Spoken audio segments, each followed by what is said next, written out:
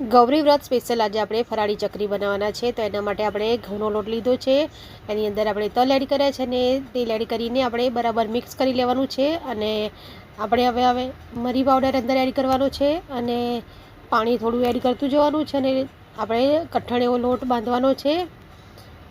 તમને આ વિડીયો મારા સારા લાગતા હોય તો લાઇક, શેર અને સબસ્ક્રાઈબ કરજો અને તમારા ફ્રેન્ડ અને ફેમિલીમાં શેર કરજો, તો એ પણ આવી રીતે ગૌરી વ્રતમાં રેસીપી બનાવીને દીકરીઓને ખવડાવી શકે. તો તમે જોઈ શકો છો આપણે લોટ બાંધીને રેડી કરી દીધો છે. હવે આપણે ઉપરથી 2 ચમચી જેટલું મલાઈ એડ કરી દેવાની છે અને સરસ લોટને મસળી લેવાનો છે. મલાઈ એડ કરવાથી આપણી ચકરી એકદમ સોફ્ટ બનશે. તો તમે જોઈ શકો છો આપણે લોટ એકદમ સરસ બાંધીને રેડી કરી દીધો છે. હવે આપણે એને ચકરી મશીનની અંદર ભરી લઈશું અને આપણે આવી રીતે ચકરીને પાડી દેવાની છે અને પછી લાસ્ટમાં આપણે એની કિનારી પેક કરી દેવાની છે, એટલે ખુલી ના જાય. અને તમારે આવી રીતે ચકરીને તાવેથાથી જ એડ કરવાની છે, હાથેથી એડ કરશો તો ખુલી જશે. ચકરી તમે જોઈ શકો છો એકદમ સરસ ક્રિસ્પી બનીને રેડી થઈ ગઈ છે.